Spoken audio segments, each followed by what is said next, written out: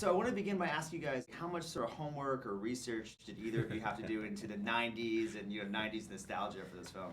I grew up in the 90s, man. So you know it. You lived the 90s. This is me.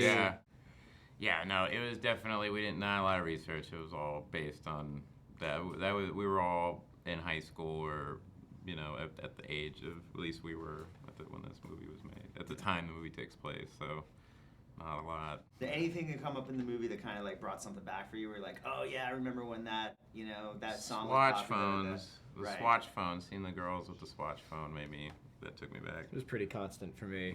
Yeah. The argument that the two girls would have over the phone, who gets to be on the phone, because there was only one phone line in the house and there's no cell phones. Yeah. That took me back a little bit.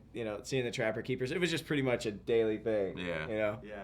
Well, now your character, I think, has got one of the best names in cinematic history, Rusty Waters. Dude. It's right up there with Cole Trickle and Johnny Utah. Yeah, That's totally. like the great name. Yeah. It's literally, when people would ask me about the film, all I would say is, I play a guy named Rusty Waters. And people are already smiling. And then I finish it with, grunge rock lifeguard. And people are like, I'm in, I'm seeing it Was immediately. that the inspiration? Was it like an Eddie Vedder kind of inspiration for the character? That was the beautiful thing about when I read the script, is it was all there for you on the page in a way, and you knew that you were going to be playing, and you were going to be, I knew from meeting with Maggie that she was completely free to explore, and not crazy precious with her dialogue, and with the cast that she had amassed. I knew that there was going to be a lot of improv and stuff, but the character, when I read the intro to him, I could circle it and know exactly who that guy is, because everybody had that guy in their high school or growing up, had that one guy that just seemed untouchable, as far as with the ladies, and had it all going on. So to step into the kind of loose jeans and that sleeveless shirt with that wig, man. It was awesome. Was everything really defined on paper for you? I mean, I know you're a writer yourself. You do a lot of improv. Was there improvisation? Oh yeah, Maggie's writing is really great, and she has a great rhythm to it, where you read the scenes and you go, oh, I know how this is all should be delivered. You kind of get the rhythm of the thing. But there was, like you were saying, she's not very precious with it, where she was like, oh, you want to say that? Yeah, do that. It was very laid back.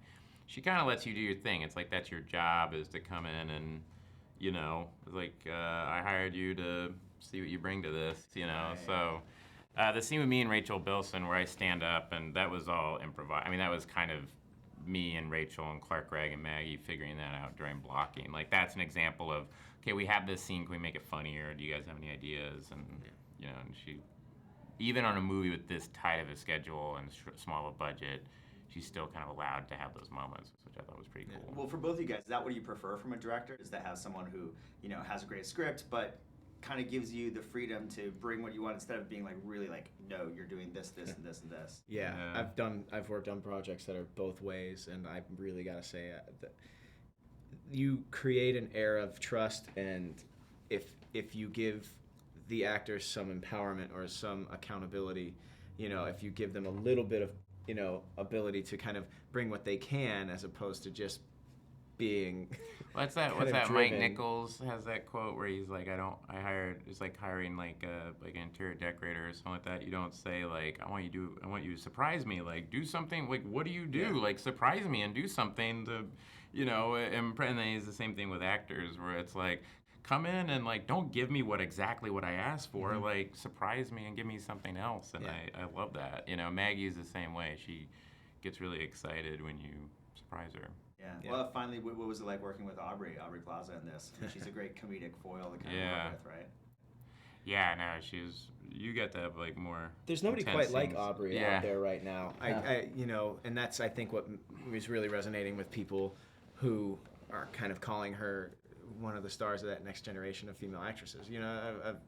She's unique in her own way, but she's always in control. It doesn't seem like, she never veers too far off. She's deadpan when she needs to be, but she can, as you see in this film, really extend herself past kind of the character that people have seen her play before. Yeah, it's not I get she does that character. It's oh no, she can do other stuff too. She knows who she is, and that's what's really, I think, the coolest thing about her, because you work with some people in this industry who don't quite know yet, and she's got it all figured out.